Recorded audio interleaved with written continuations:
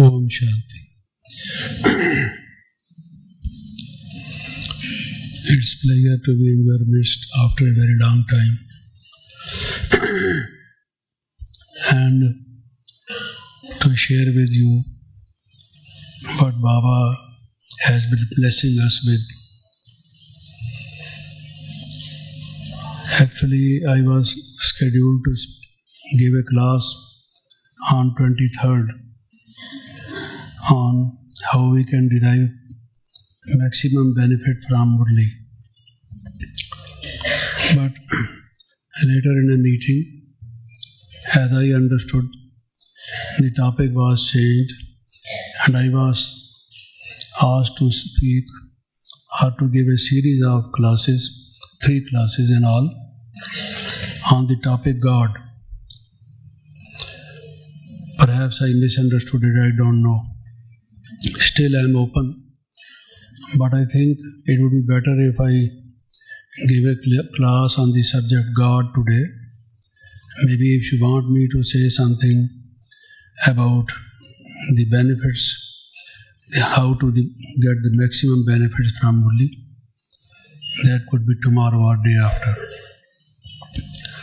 Now, so far as the topic God is concerned, Baba also said we must first of all know the Aleph, the Alpha. This is the first thing which every human being must know, God. Now, if we just begin with this subject, we find there are actually 3 kinds of people. There are believers, there are non-believers, and there are agnostics. So very often we come with any one of these categories. Some people are not interested at all in talking about God.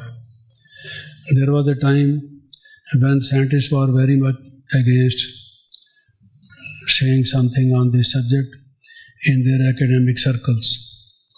They thought if a scientist believes in the existence of God, he is perhaps not a scientist. Times are now changing.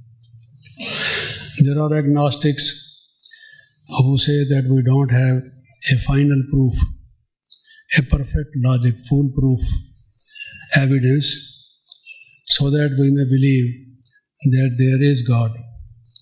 So it is not that we say that there is no God, neither do we say that there is God. We are non-committed. So they are agnostics. They say there are certain reasons which appeal to us. But there are people who speak against us, against this subject, against the existence of God, and we find that what they say also has some meaning, some force, some logic, some reasoning. So we are not decided, not committed as yet. Others are hardcore atheists. They vehemently oppose those who believe in God.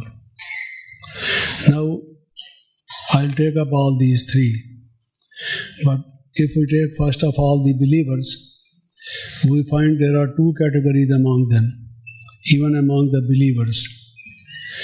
There is a category of those people who believe it on philosophical grounds. They are intellectuals, scholarly people who reason things out, who enter into arguments, logic, and it is on that basis they believe there is God. And the other one is the category in which people are worshippers, bhaktas. They have some sentimental love for God. They don't want to enter into many arguments. They say somehow they believe that there is God and there is no need of entering into any arguments at all. So there are 2 kinds. I will first take up those who believe in God on the basis of philosophy. They give so many arguments, but I will try to bring this point to light that ultimately they believe in God because of some value in Him. You will be surprised that even those who believe in God and those who don't believe in God, they believe in values, all of them. Those who don't believe in God, they assert certain values. Those who believe in God, they assert another set of values. So we have to keep this in mind. What are the values for which they seek God?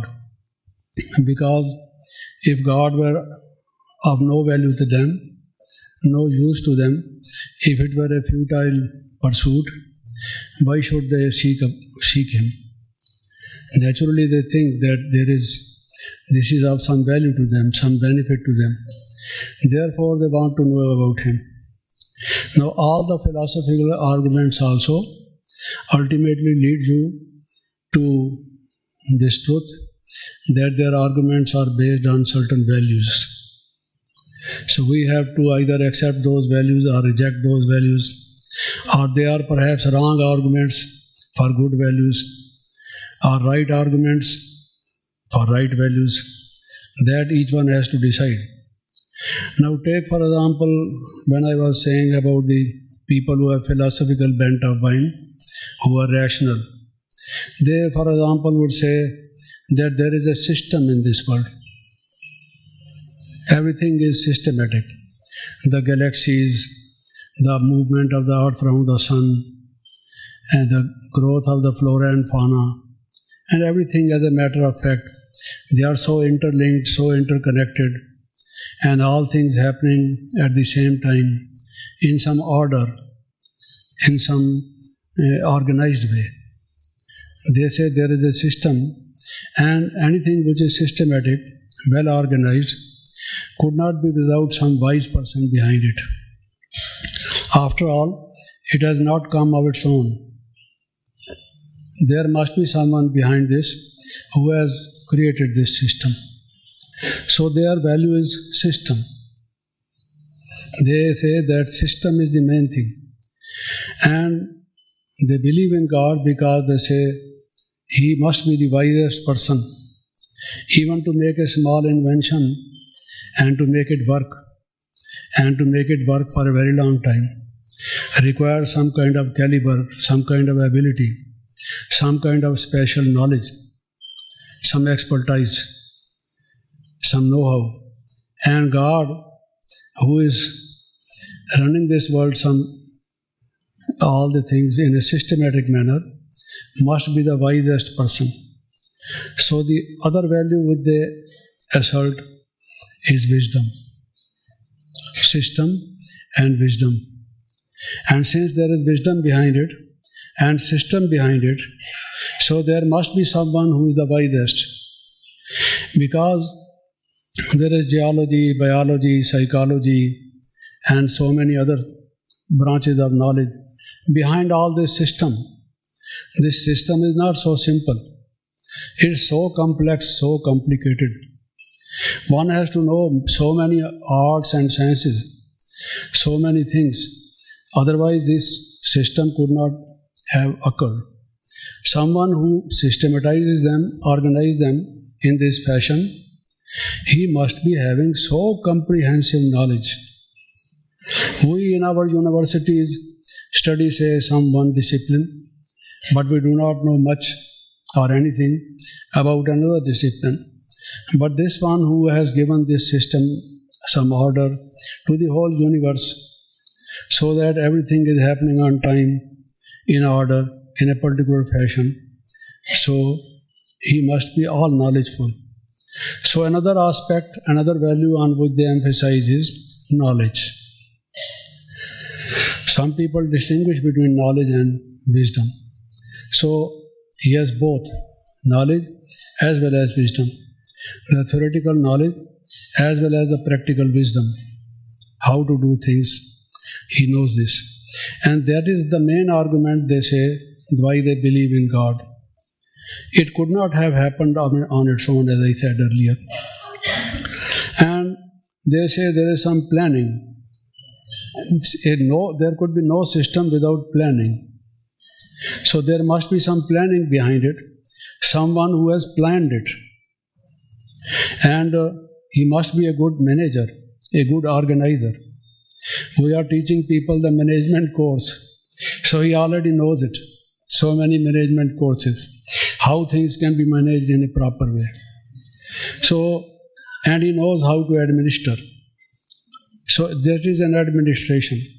You may have so many things with you, enough of resources with you, human resources, material resources, and so on. But if you don't organize them properly, don't manage them properly, or do not administer things properly, everything will go awry. It would not work as you would like them to work. But he has all this. So we must know such a person. He must be wonder, the greatest wonder. So if we don't know him, it is shame for us. What do we know about other things? What is the use? This is the first thing we must know about. So they assert on these values and the purpose behind this pursuit, why we should know God. And they say, now those who are against it, they say, how you say that God is the wisest? How you say that things are systematic? There are many catastrophes in the world. So many things happen not to our taste. They cause so much suffering to the humanity. There are cases of starvation at many places, and so on, so many things. So they are against it. They say why we say there is no God is because there is no system. You see, they give contrary arguments, opposite arguments, and they say there is no system. God has been doing great blunders. He is bungling, you see. How you say there is system? He is mismanaging if he has created the world. There are many poor people, he does not take care of them. Is this administration? A good administration must look after the people properly. And there are people who are suffering and God does not take care of them. If he could not, why did he create the world? So there is no God, you see. If he is the wisest, he should have created some good thing. There are 50% people who are suffering a lot. Almost everyone is suffering as a matter of fact. But 50% due to poverty, unemployment, and the malnourishment, and many things because of these. And they say if all these things is happening, you call such a person the wisest. A wise person will do things like that. So your definition of wisest perhaps differs from us. We beg to differ, therefore we don't believe in God. So they gave the opposite arguments, that there is no God. Then there is another kind of, and they say, well, if God is the wisest, God is the perfect manager, the administrator, one who plans, one who systematizes, one who organizes, okay, he must be, maybe, but then he must be a cruel person. You see, there are people in this world who have got this planning. Even Hitler knew how to plan things. Even he systematized certain things. There are people who know these arts. But if they have no compassion, no love for the people, no mercy upon them, then why you call them the wisest? They say that if there is God, okay, then he must be the cruel person, and therefore we have nothing to do with him. Let him alone, and let us alone. So therefore, they say we are non-believers. We don't believe in God. Ultimately, we will come to what Baba says, you see, to take us out of this jungle, the arguments, the forest of arguments, where people have been counting trees, endlessly reaching nowhere and getting strayed in the whole process. But Baba takes us out of all this. That I will come to later. But this is why some people say that they are non-believers. The other people say we are believers. Then there is another one, argument from design. Some people say there is design in this world. Now, take the case of dust, loose dust, for example. or pieces of stones here, there, and everywhere. Thistles and thorns scattered on the ground. So many things lying haphazard, without any arrangement. But in this case, they say, there is design. The eyes are of particular shape. This nose, that also of course is a particular shape. The whole body, it is designed properly for our needs. And the stars, the galaxies, and everything has a design. And where there is a design, there is a designer. If there were dust, we could say there is no design. But when a house has been built from these raw materials, there is a building, a beautiful building, some architect must have made the design. And since there is design in this world, leave aside the planning, the administration, the management and everything, but there is design. They call it the argument from design. And since there is a design and it is perfect, if the eyes were, instead of being here, if they were, one were here and another was there, what would happen? And if the ears were in our back instead of being here, see, just think, things would be funny. They say everything is in its proper place, and as everyone who knows certain things would design them to our best benefit, so also we find there must be a designer behind it, and that designer is God, and therefore we must believe. If he is not there, who designed it? So therefore they believe on this. Now this is the other value, they say, that there should be design. Things should be in their proper place, not at sixes and sevens. Things in a regular form, and so on. Then the others are who give the other argument. Now, as these people say there is design, the other kind of people say there is no design.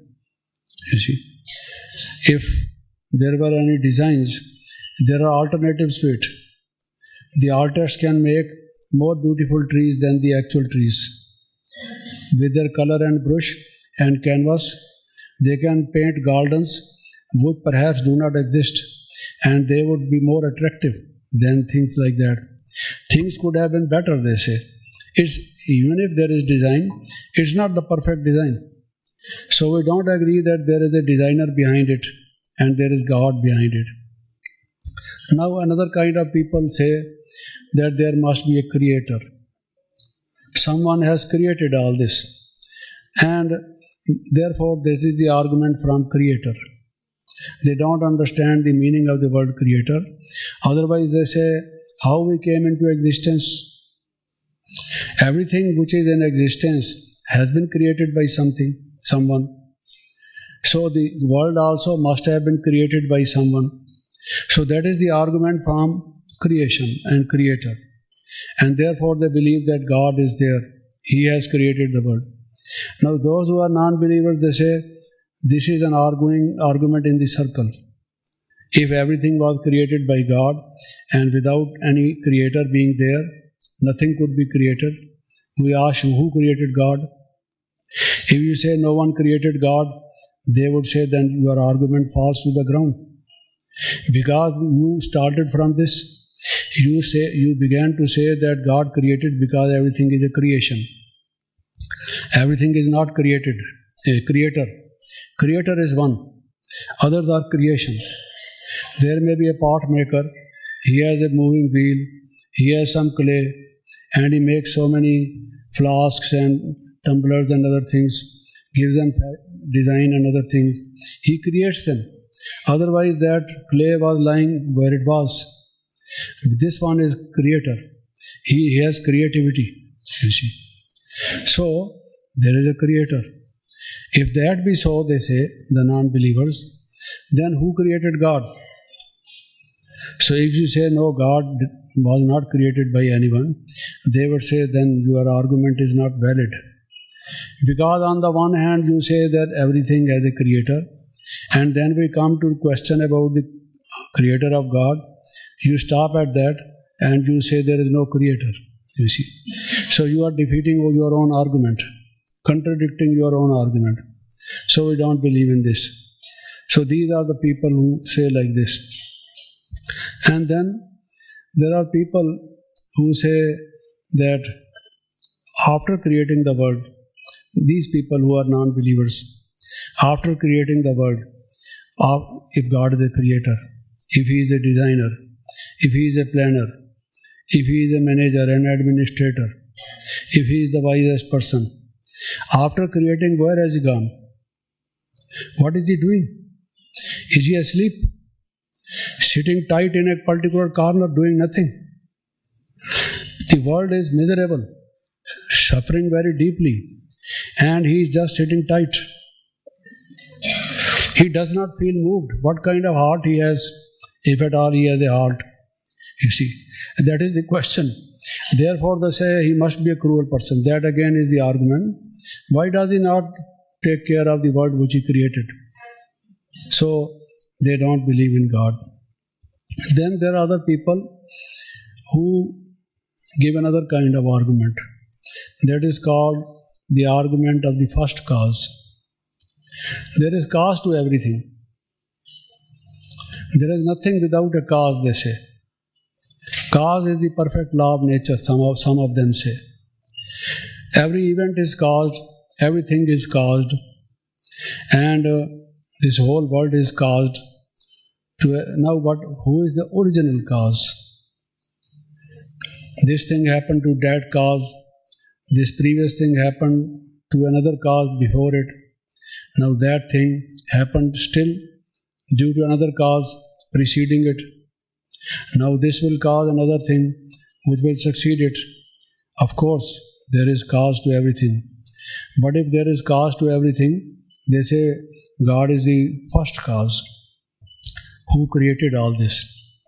So then again they say if God is the first cause and if everything has a cause, then what was the cause that led God to create the world? He must have had a cause in His mind.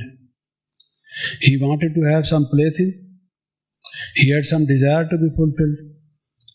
He wanted some kind of tamasha, some kind of a play going round him, and he looking at him like a movie film, and somebody seeing, looking at the screen. So, just tell us what is the cause. And they say there seems to be no cause, there seems to be no purpose. And then other kind of people say there is a meaning behind the world. It is not all meaningless. The only thing when we find that something has no meaning, perhaps we don't understand it. But later we discover there is a meaning, you see. Even in many parts of the body, people used to say it is redundant, useless. For example, appendix. They used to say it is appended to the body, something which is not required. Because man descended from the ape, so it has been hanging on to him for this.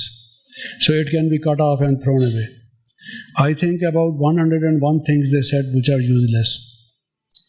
There is a long list about it in medical jargon. But later on they discovered, no, it has its importance. It has some function, some role.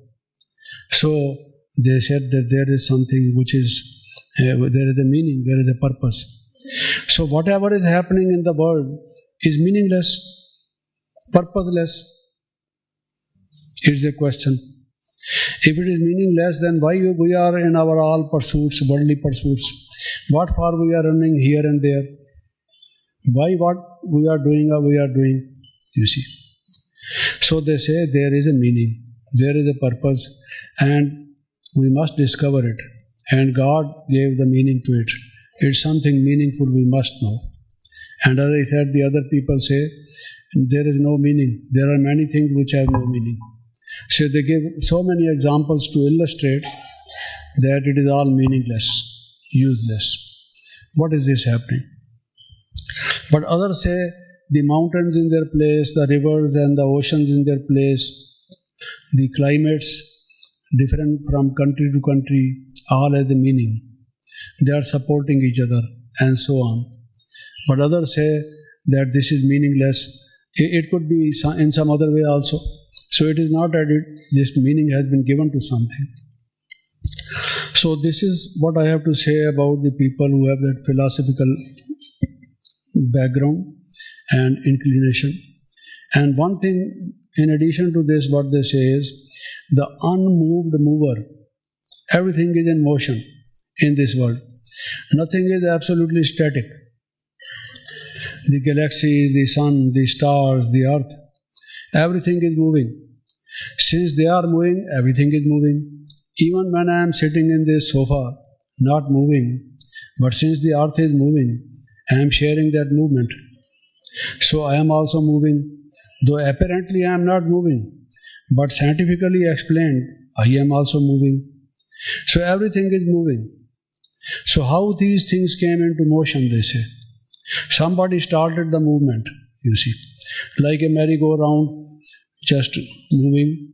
Somebody just first starts, makes it move, and then maybe for some time it keeps moving.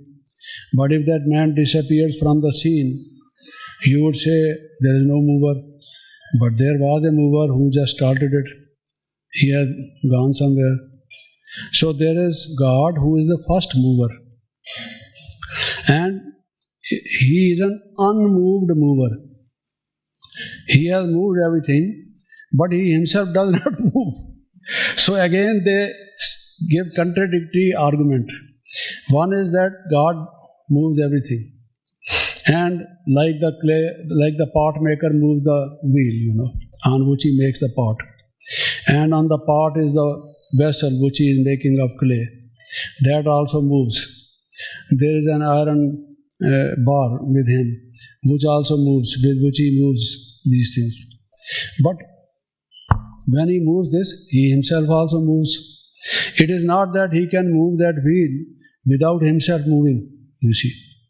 So, but in the case of God, they say He is the unmoved mover. Why they say He is unmoved mover? Because if you say that He also moves, then the question arises, who moves Him? If He moved everything and mover is required to move the things, then who moved God? Because in physics, there is Newton's second law, and it says everything remains in its state of motion, or it remains static unless and until an outside agency, an outside force either keeps it moving or stops it, you see. So that argument is there. But then the question is, who moved God? How He moves? And how can you say without moving? Because He must be imparting His energy to move things. It is only transference of energy. When something moves, it is because you apply some force. You move the thing, you spend energy on it. That energy can be measured. So if God moves certain things, He must be spending some energy and Himself moving. So if you say He is an unmoved mover, impossible. We don't believe in such a God. So these are some kinds of arguments which are given for and against the belief in God by people who have philosophical intent, philosophical bent of mind. And now I would talk about the things. Now I was telling you that there is some value underlying it in those who believe that God exists and those who believe that God does not exist. And if you just go into all the argument, you will find there are certain values underlying it, but not dwelling much on it. I would say some of the values I already pointed out, that He is wise, He manages things, He administers things, so on and so forth. But in other cases, there are other values. And they therefore think He is almighty. If He is an unmoved mover, those who believe in this, they see He is almighty. Similarly, as I said earlier, they believe that God is the wisest. So all the attributes which are given to God, people have a different background why they give. these arguments and these values. When we say God is Almighty, we say it with a different meaning. But when they say Almighty, they think one who creates everything, systematizes everything, organizes everything, must be having so much of power, all the powers, power of knowledge, power of movement, and so on. So therefore he is Almighty. And therefore they say, it is his will with which he is doing it. And therefore we must surrender to his will. Whatever he does it for the best. You will find that such kind of people, they think everything happens because God does it. Every leaf of the tree moves because God moves it, because he is the mover. You see. So patta patta Bhagwan hilata hai. God moves every leaf of the tree. And if a child is born, they will say, congratulations, God has given you a child. So God has parceled him and sent him by email to this one. You see. So everything they think is happening because of God. You see. Because he is doing everything. In fact, therefore they say, we must depend upon his will. Even the Lord's Prayer in the New Testament, thy will be done, as on heaven so on earth. So they think God's will must be done, because his will is the wisest person's will, and we will be foolish to oppose his will, not to believe in it. The best thing will be to surrender to his will and do whatever he wills. So whatever has happened is okay. Somebody dies, people come for mourning, and they tell the people who are affected by their death, they say, don't worry, don't weep, be peaceful. Why? They say, it was God's will. God called this person, this soul, back to him. It was God's will. Now that person is weeping that I had a young son, and that young son has been crushed by a truck and died in a very bad way after suffering for some time in the hospital. He had only vegetative life for certain number of months on certain systems, always being given oxygen and glucose and other things, life-sustaining systems. And after doing all this, spending so much money, and we had so much love for him, and he says, it was God's will. But they say, yes, it was God's will. So why they think it is God's will?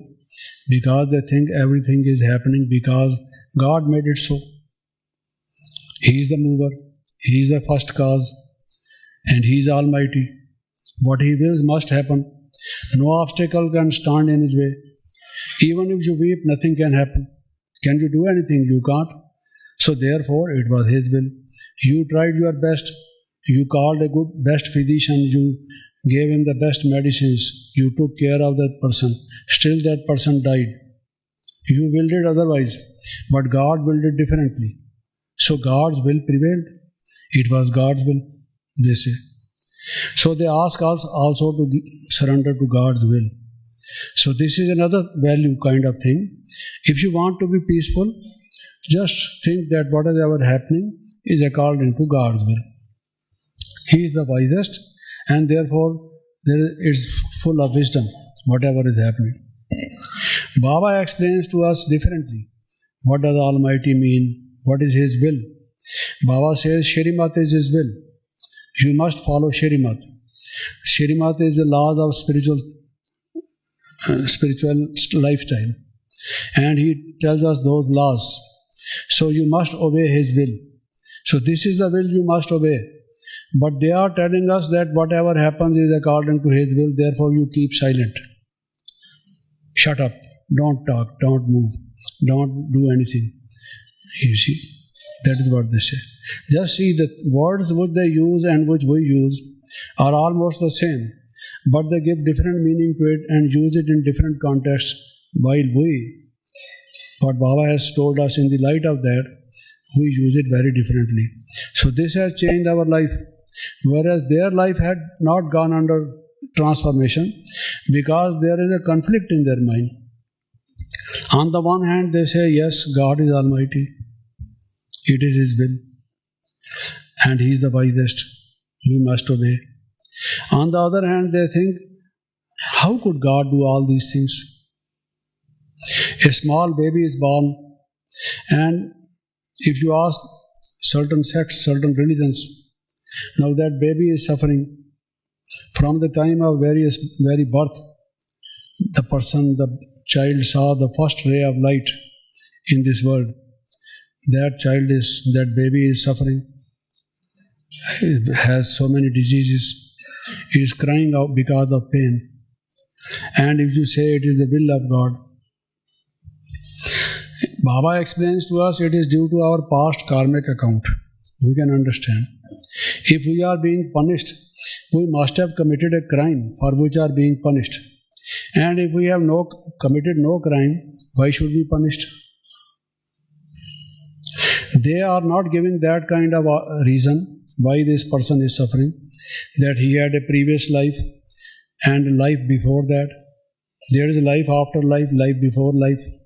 And it is because of our karmic account that we suffer or we enjoy. That explanation they don't give. They just say it is due to God's will. When they say like that, then those who are non-believers, actually they were not non-believers, all of them, they protest. They say, you are foolish people.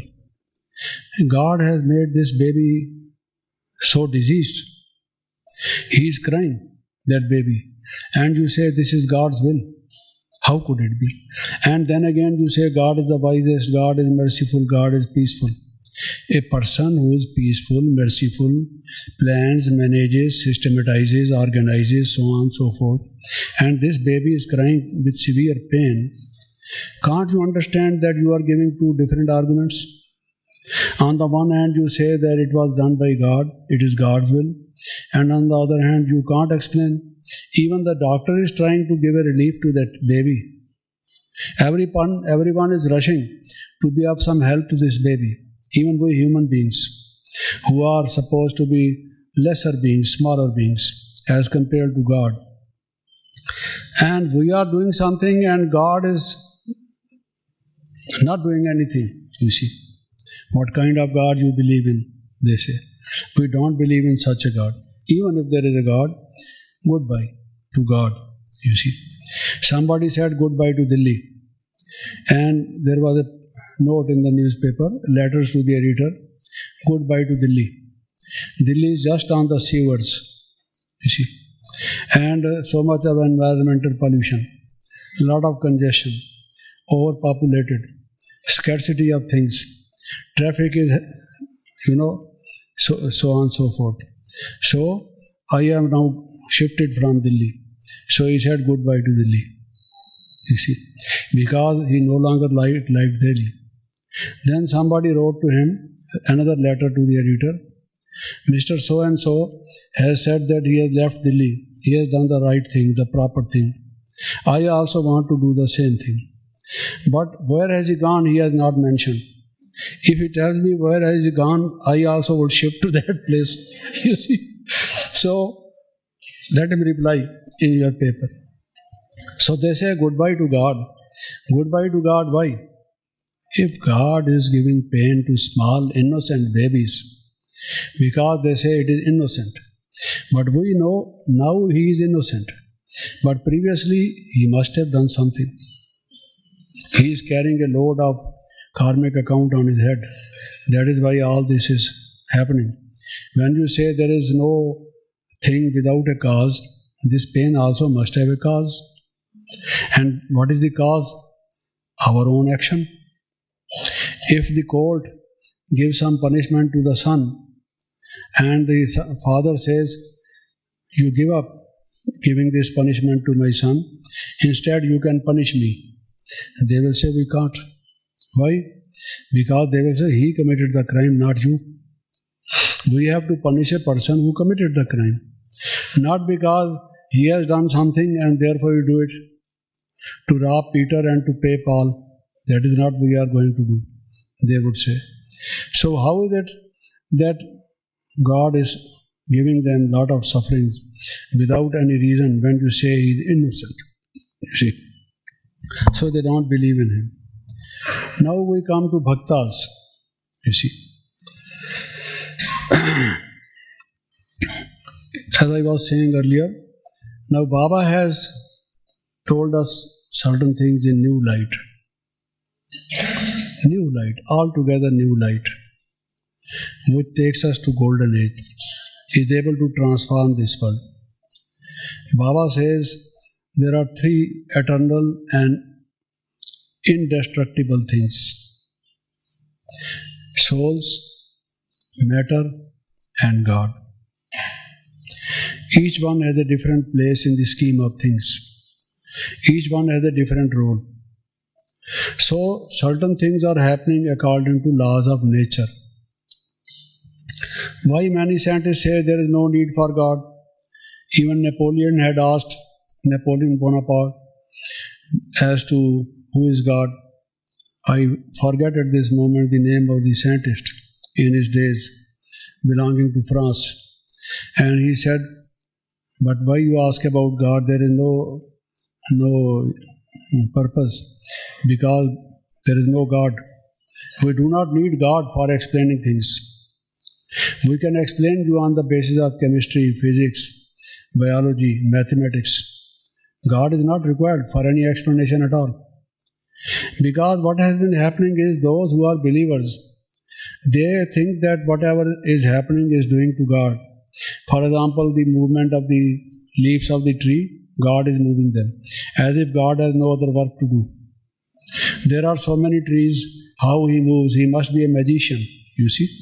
A very big magician moving trees in all the places, all the countries at the same time, you see. It is moving because the wind is blowing. This is the explanation. Why you say there must be a mover behind it, you see. It is foolish. So the scientists said that there is explanation without bringing in God, the concept of God, any whatsoever, you see. It's not needed. The reason is that they have been confusing nature with God. So there are three entities: eternal, uncreated. Eternal means uncreated.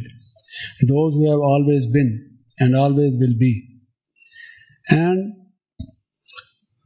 those which are indestructible, they always remain, as I said, they will always be. Souls, matter, and God. Therefore, I thought I better write a book on soul, eternal drama of souls, matter, and God. That led me to think of that title, because actually it is the interplay of all these three. People not understanding who is doing what. So, there are certain things which are done by nature. There are laws of nature. And laws of nature make certain things happen. If we heat potassium chloride along with manganese dioxide, the oxygen comes out. Anybody can take a spirit lamp and a test tube and do the experiment and do physical and chemical tests on it and find that it is a gas which is supporter of combustion, which has no taste, no color, nothing, as the qualities of oxygen are. Now, it is because potassium chloride has oxygen. Otherwise, it could not come out of nothing. The thing is there. But when you heat it to a particular temperature and you use manganese dioxide as a catalytic agent, then it happens. So it is nature, you see. Where does God come in? It is not that God is doing this, He is giving you oxygen out of potassium chloride, you see. So Baba says, Kudrat. In many Murlis you will find this word Kudrat. It's a Persian word, Urdu word, Sindhi word, Kudrat, nature. But there is difference between nature and Kudrat.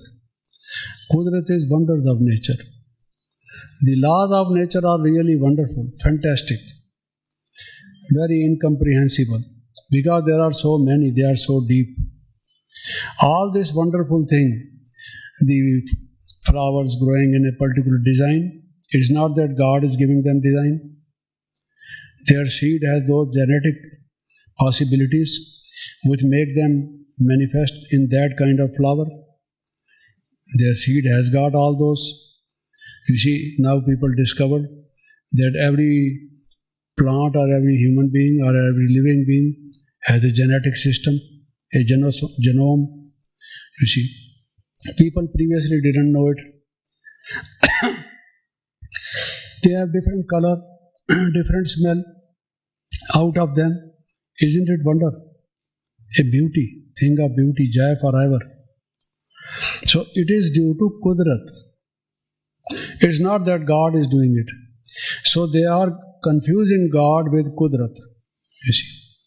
So God has explained us, there are souls, there is matter, there is God. And if you want to add this or make it more clear, you can say Kudrat. Kudrat means wonders of nature because of the inherent laws of nature, some of which we have been able to discover, many of which we do not yet understand, we have yet to discover. You see, Kudrat. And Baba says when you violate the laws of nature, then there is suffering. For example, we should take particular kinds of meals, certain liquid, certain say water, particular number of times a day in a particular quantity. Our food should be balanced. It should have some proper elements of nutrition because the body, various parts of body require various things. If we don't have it, we suffer. So either we suffer because of violating the laws of nature, or we suffer because of violating the laws of morality, ethics, the principles which govern the soul. One are the laws which govern the matter, energy, forces. The other are the laws which govern the souls. If we violate those laws, we suffer.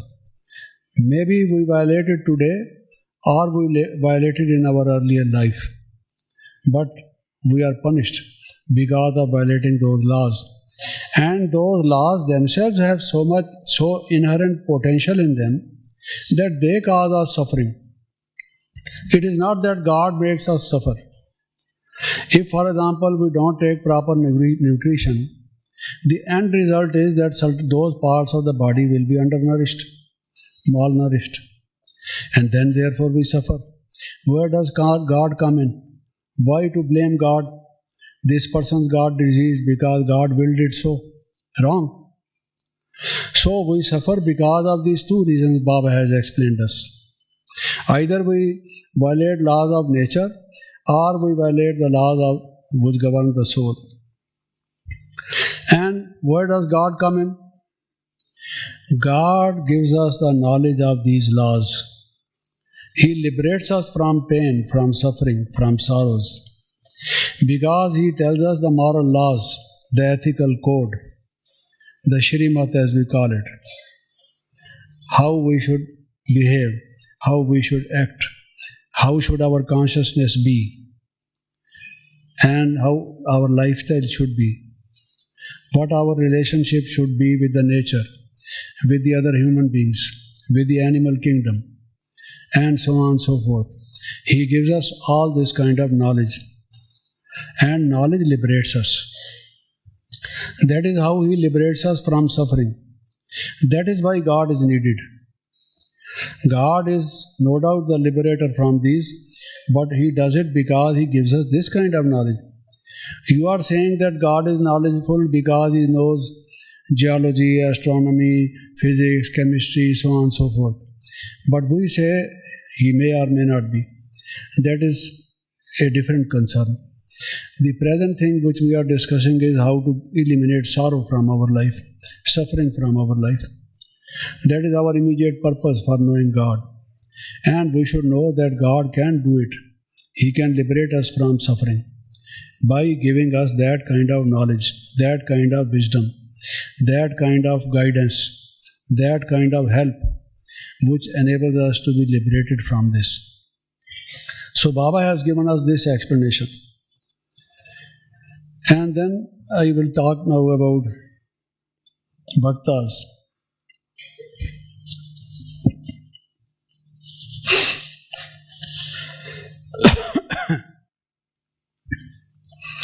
Now, bhaktas say that there is God. There is no need for us to convince us, to give any arguments, because we already believe. There is some thought in our mind which tells us there is God. But we want to be liberated from sins. Many bhaktas worship God because they think God only can liberate them from sins. He is the purifier. He alone can make us free from our past and present sins, make us pure and holy. You see. So therefore they worship God. So these bhaktas assert on the value of purity, and they think God is merciful. He is holiest of the holy. He is the purest. So they find these values in God: merciful, purest, holiest, and one who liberates us from sin. Therefore they want to know God, how to contact Him, how to experience Him, how to get this kind of help from Him. They don't know. They say we don't know. We only worship Him so that there may be His grace on us. He may do something for us. Just to invoke His help, we do all this. So their emphasis is on getting freedom from sins, considering God as the purest person. Then others, they have mental disturbance, mental storms, some sorrows, sufferings, and they feel that they are surrounded on all sides by selfish people. The world is so selfish. They very often mention, we gave love to this man, we helped him in his time of need, and he was our good friend. But when we required this kind of help from him, he turned away from us. There was no longer any friendship. Therefore they say there are so many kinds of friends, cupboard friends. Those, when they come to your house, they see what is in your cupboard. You see, any trolley, some other material, they are cupboard friends. You see, if you don't give them tea, serve them some ice cream or Coca-Cola, for a number of days they won't come. They come because they look at your cupboard. You see. Then there are fair weather friends, so on and so forth. I am not going to say much about the kinds of friends today. That is not the topic. But what I am saying is that these people find the world is such. They are very harsh. They have no love, no sincerity. They don't help when we have no friends who are friends actually in our need. You see, they say a friend in need is a friend indeed. So therefore they are no friends indeed. So they think that God is the one who can help us. And they believe there is a karmic account. The bhaktas believe that we are suffering not because it is God's will, but because we have been doing certain things which we should not have done. We are sinners.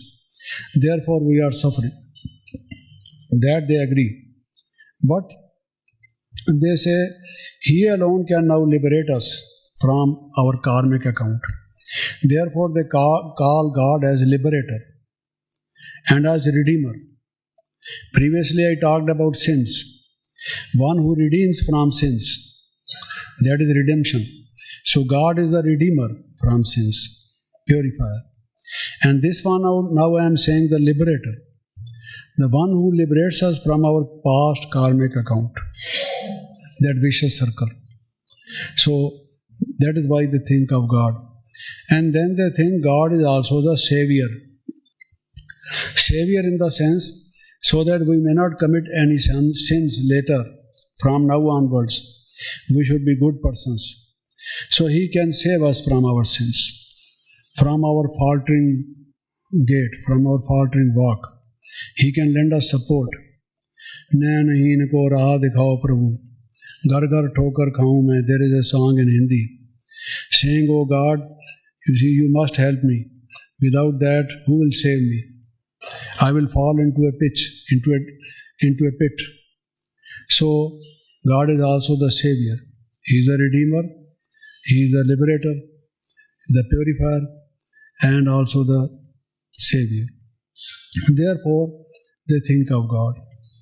Then others feel that they are victimized. They are persecuted. Some people are unnecessarily troubling them, harassing them, causing them pain. They feel that for no wrong done by them, they are just being followed and being given some pain and suffering. They are being victimized. And therefore they think there is no justice in this world. But there must be someone who does the justice. These worldly courts, worldly people, worldly families, heads of villages, other people from whom we expect the justice, they are not doing it. They have some kind of favoritism for certain people, not just and impartial, you see. So they think ultimately God will do the justice. So they think that God has this quality of doing justice. Therefore they remember God. "Oh God, we love you.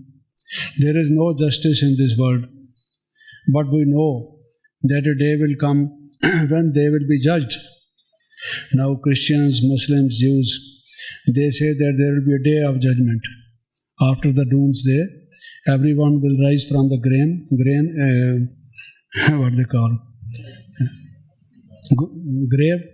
and then there will be justice. But everyone in one form or the other believes God does perfect justice. No favoritism with Him. No recommendations. No advocates can enter into His court. Not allowed. Those persons wearing black coats, you see, white ties, black coats, and asking people to enter into perjury, to tell lies on oath. It is actually the advocates which teach their clients to tell falsehood in order that they may win the case, you see. Actually, they are supposed to help the court. They are also considered to be officials of the court. But they are obstacles in the way of justice, actually, because they have delaying tactics, getting postponement, and asking people to tell the lie. You see, give false evidence. It's a profession. They say the tongue has no bone. You can turn it this way or that way. You see. Today they are giving one argument, tomorrow these people give the opposite argument in the case of another client. If you ask them why you do this, they will say, but the tongue has no bone. You can turn it this way or that way. Because why? God made it so. God willed it so. You see, God, the poor fellow, is caught in everything. So they think that God does justice.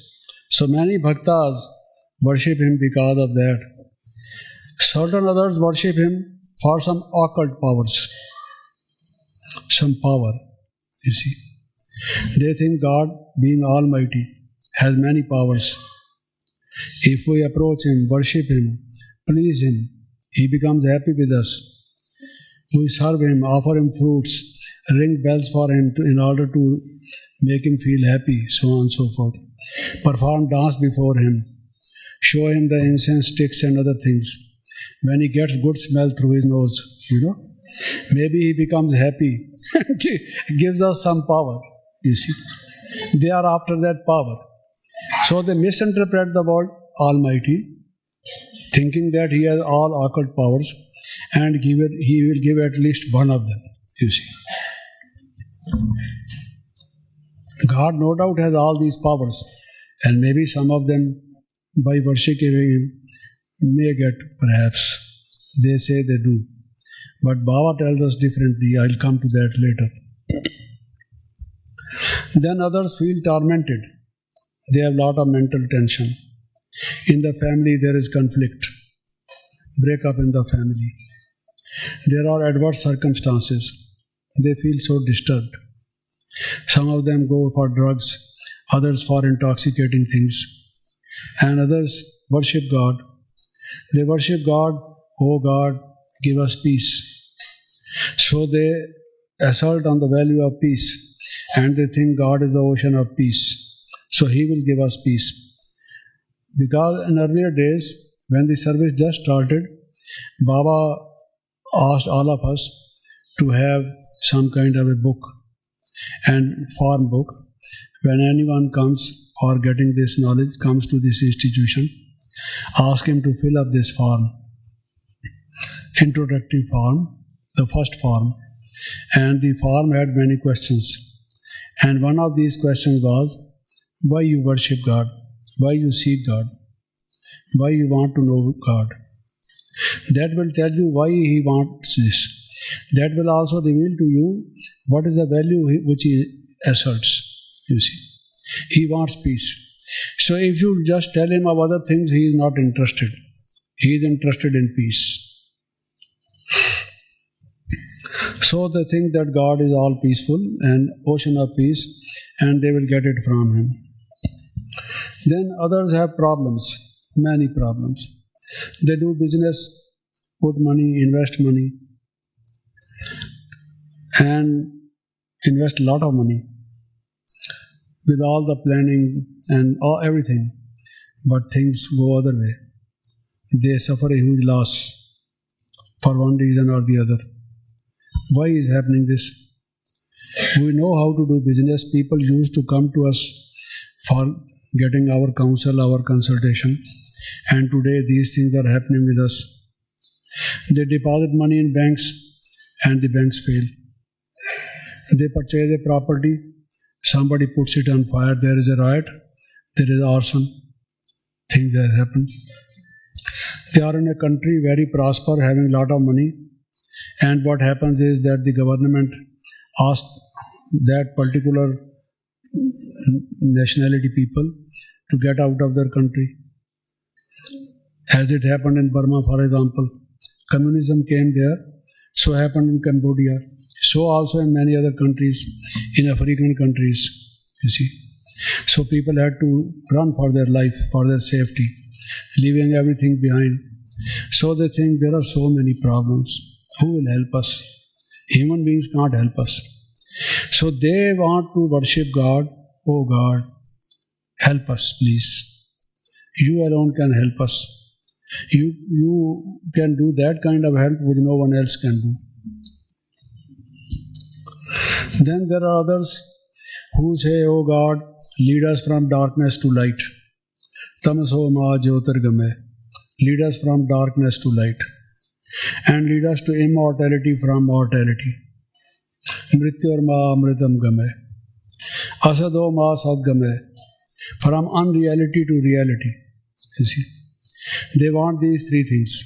We say we are not after wealth, not after money, nor we ask you for any other thing. But give us these three. Because if you give us these three, they include everything. Because whatever the sufferings are, they are due to our ignorance. Because we are in darkness. Dardar thokar khaun mein, as I said earlier. So give us light. Oh, kindly light, lead us, they say. God is light. He gives us enlightenment. So they are after enlightenment. Buddha was after enlightenment. Some people have this the greatest value, enlightenment, self-enlightenment, illumination, the illumination of the soul, so that the soul blooms fully, in full glare, in its original shine. That is what they want. So they pray for this. And when they prayed for problems, they thought God is compassionate. So they think God is compassionate. Their assertion is on the value of compassion. Rahm dil. Karuna ka sagar, daya ka sagar, they say. No other person is compassionate more than God is. So you can seek help from Him in your days of adversity, when you are suffering. When everyone has left you in the lurch, He alone can come to your help and rescue. No one else. Ek bal ek bharosa, therefore depend only on Him. Others are undependable because they are the people themselves suffering. How will they help you? Those who are not liberated, how can they liberate you? Anyone tied to a tree and you say, you just open the knots of my ties and liberate me. He will say, but can't you see I myself am tied to the tree? How can I liberate you? So that one can liberate who himself is ever liberated.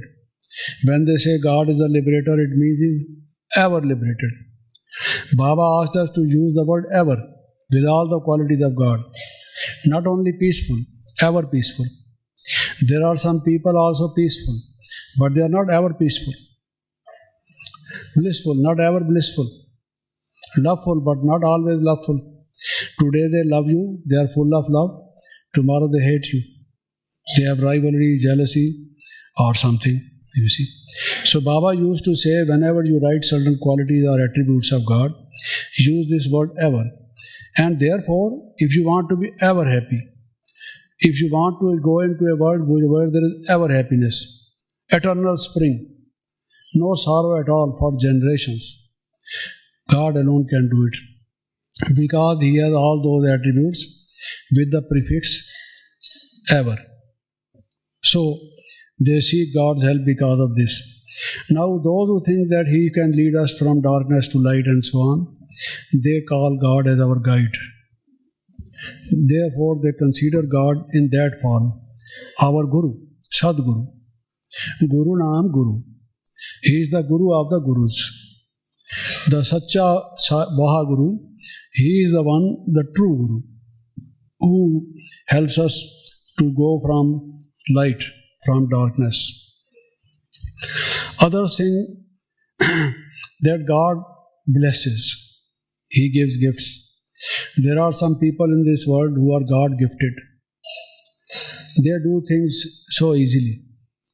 They have a knack of doing things. They have some kind of a command on certain things. They say that they are not ordinary. Some people call them genius. But others say not only genius, he is God gifted. Therefore, what we can't do, even after doing so hard labor, he can do in a twinkle, very easily. God gifted. So having learned that God blesses and gives gifts, they say, God bless us with wealth. Oh God, bless us with health. Oh God, bless us with a son. Oh God, bless us with a house, so on and so forth. Give us some gift, long life and so on. So they consider as God as giver of blessings. And Kripalu, they say Kripalu. He does Kripa. Kripa means he does blessing. Without any reason he does blessing. Maybe that you have done something, therefore somebody blesses you. He gives you gift because you have done so much good to him. He feels of light, feels moved. He loves, and therefore out of love he gives you something.